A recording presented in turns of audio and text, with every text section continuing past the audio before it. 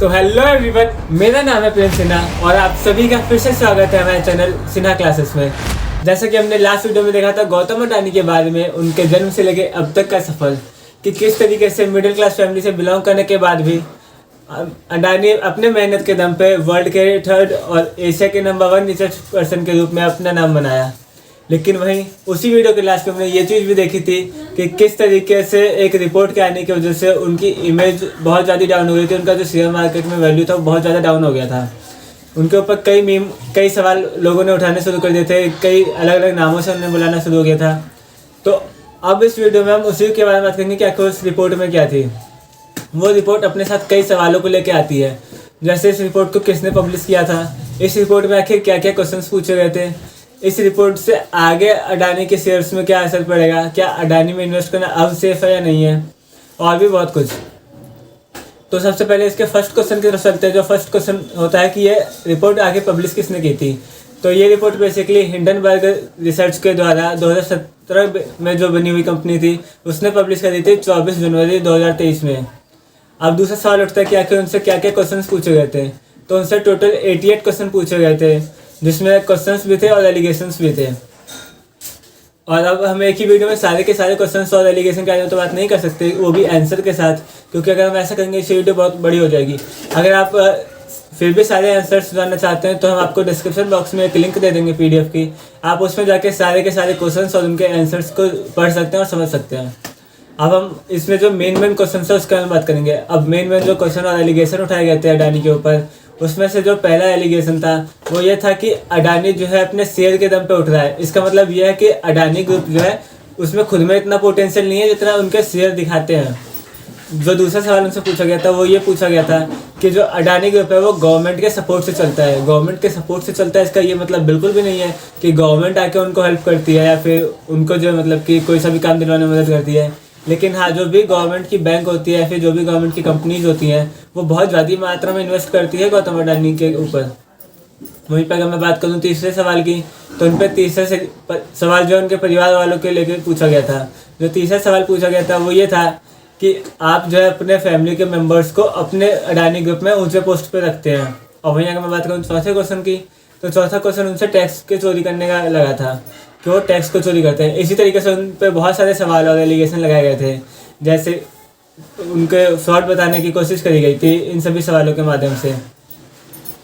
अब हम देखते हैं कि इसका क्या असर पड़ा था। तो इसका बेसिकली क्या असर पड़ा कि जैसे 24 तारीख को रिपोर्ट आती है, अचानक से ट्विटर पे ट्रेंड करना शुरू हो जाता है अडानी स्कैम 2023। इतना ही नहीं, अगर हम शेयर मार्केट की बात करें तो 24 तारीख से हम देखते हैं कि बहुत स्पीड में अडानी के शेयर गिरने शुरू होते हैं। अडानी ग्रुप का अप्रॉक्स में 9 दिन के अंदर 58% का शेयर गिर गया था, मतलब कि जो शेयर वैल्यू थी वो आधी से भी कम रह गई थी। वहीं पे SBI और LIC के शेयर भी बहुत ज़्यादा स्पीड में गिरा है 24 तारीख के बाद, क्योंकि जो एलिगेशंस लगाए गए थे उसमें गवर्नमेंट के बैंक के ऊपर भी सवाल उठाए गए थे। तो गवर्नमेंट के बैंक में SBI का नाम सबसे पहले आता था।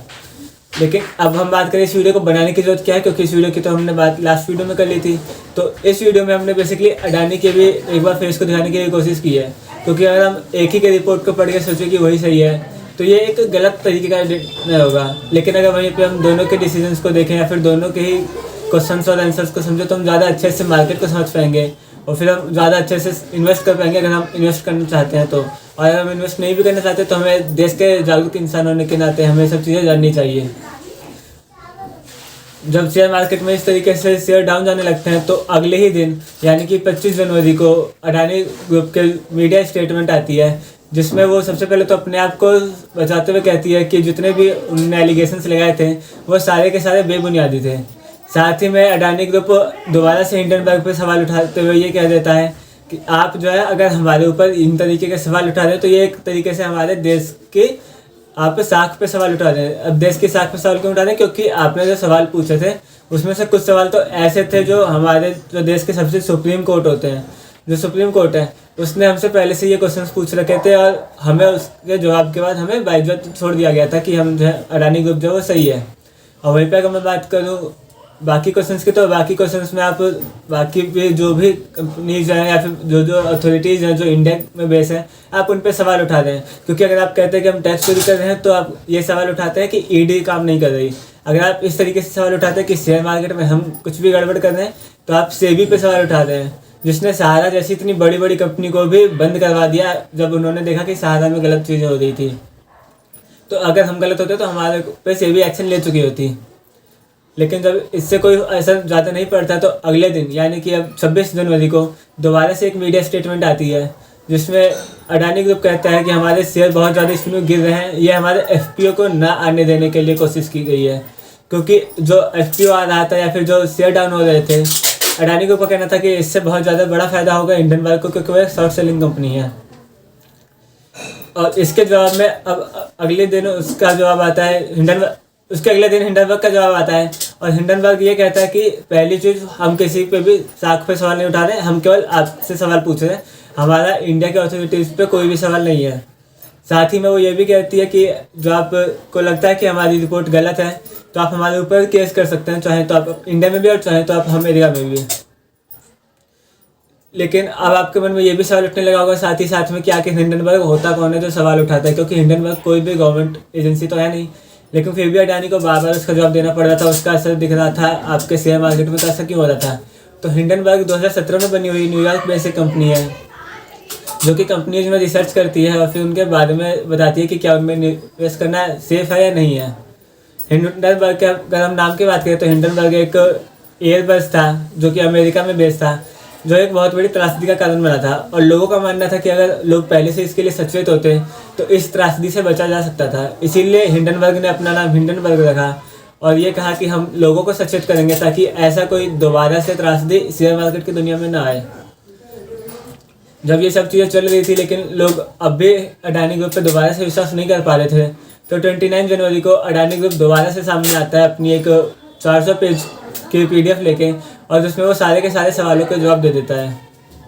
सारे क्वेश्चन सारे आंसर्स उस PDF में दिए गए थे और जिसकी लिंक आपको डिस्क्रिप्शन बॉक्स में मिल जाएगी। अब हम एक एक करके सारे जवाबों को जानने की कोशिश करते हैं, लेकिन उससे पहले हम ये चीज़ जानते हैं कि आखिर एफपीओ का क्या हुआ। जो एफपीओ की 26 जनवरी को बात की गई थी, आखिर 26 जनवरी में बात की गई एफपीओ का क्या हुआ, क्या वो आया या नहीं आया। तो उसके लिए एक स्टेटमेंट आ गई थी जिसमें अडानी खुद अपने अडानी ग्रुप की तरफ से सामने आया था और उन्होंने इन सभी सवालों का जवाब दिया था, अपने एफपीओ के बारे में बताया था। तो सबसे पहले एक बार हम एफपीओ समझ लेते हैं। एफपीओ क्या होता है, तो शेयर मार्केट में आईपीओ और एफपीओ इन तरीके के दो तरीके के शेयर्स आते हैं। आईपीओ तब जैसे मान लीजिए मेरी कोई कंपनी है, मैं अपनी कंपनी को लिस्ट करता हूँ शेयर मार्केट की दुनिया में, तो जो मैं अपने शेयर्स दूंगा वो शेयर आईपीओ कहलाते हैं। लेकिन वहीं पर अगर मैं दोबारा से शेयर मार्केट में आता हूँ अपने और भी ज़्यादा शेयर को लेके,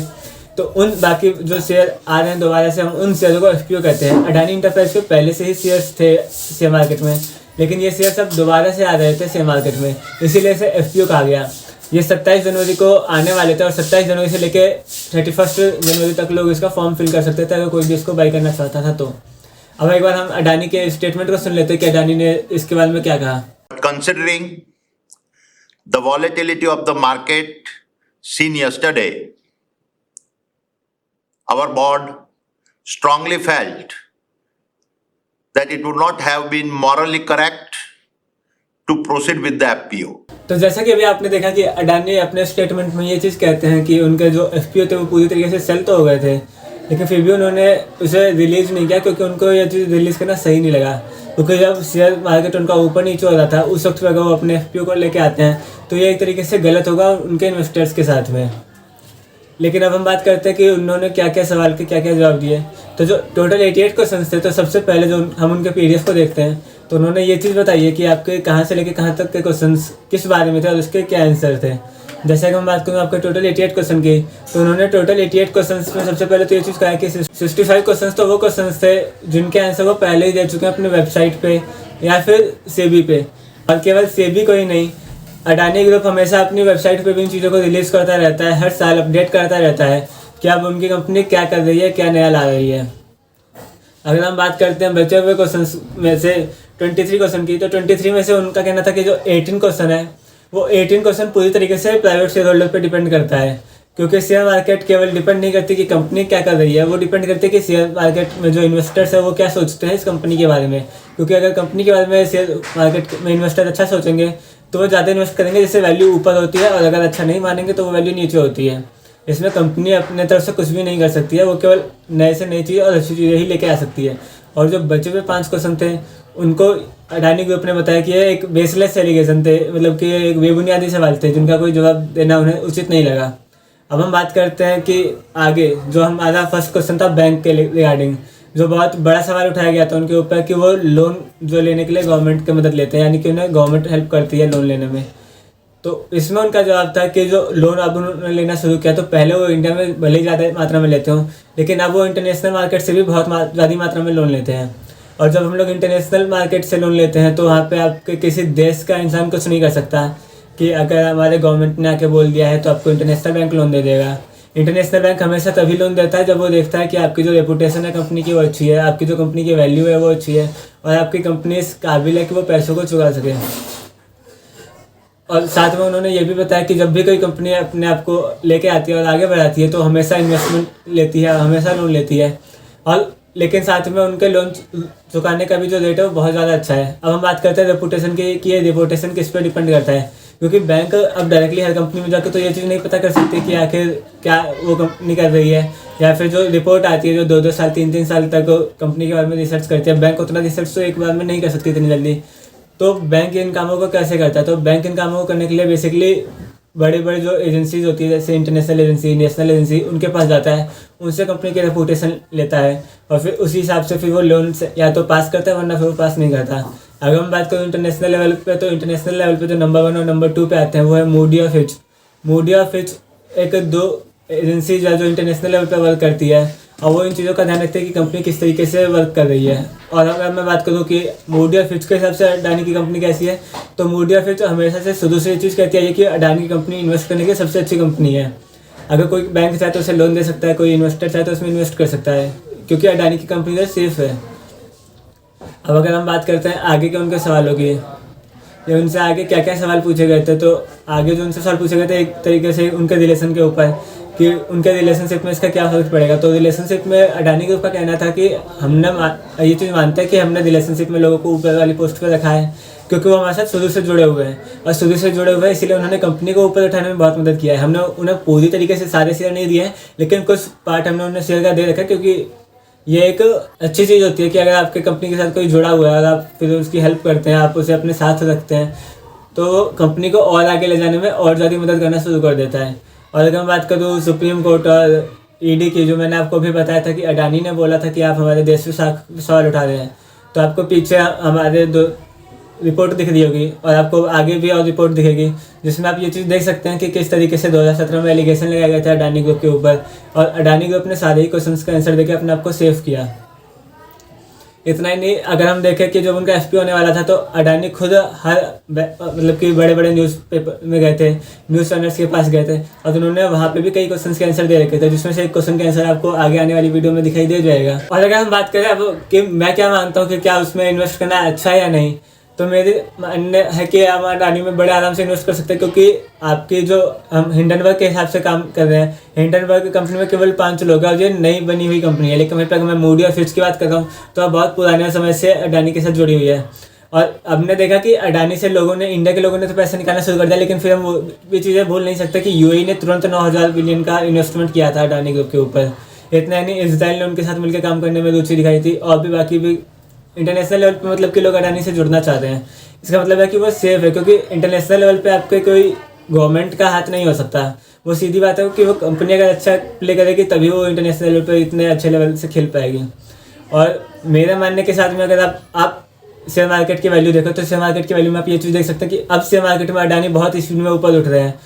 जिसमें आप ट्विटर पर ट्रेंड देख सकते हैं कि आई स्टैंड विद अडानी, या फिर आप ट्रेंड देख सकते हैं कि अडानी कम बैक, क्योंकि अडानी को लोगों ने हीरो माना जब उन्होंने देखा कि ये शेयर अपना दोबारा से इतनी स्पीड में वापस लेके आए। उन्होंने एक तरीके से कम बैक किया है, जहाँ पे वो हर रोज अपने शेयर को 14%, तो किसी शेयर को 20-20% तक हर रोज अपना अपडेट कर रहे हैं और अपने आप को ऊपर पे ऊपर लेके आते जा रहे हैं। हुआ था जिससे आप बड़े बने मुद्रा का पोर्ट, उसके लिए नरेंद्र मोदी ने आपको 1 रुपए पर स्क्वायर फीट जमीन दी थी। 1 रुपये में जो जमीन दे दिया है, तो मैं आपको रजत जी वो बताना चाहता हूँ कि वो जमीन थी ही नहीं। जब दरिया का पानी, सी का वाटर जब हाई टाइड आता है तो वो ज़मीन उसके नीचे चली जाती थी, और हमने 10-10 फीट 3-4 मीटर का उसके ऊपर रिक्लेमेशन किया है, और रिक्लेमेशन के कॉस्ट ज़मीन के कॉस्ट से बहुत ज़्यादा होती है।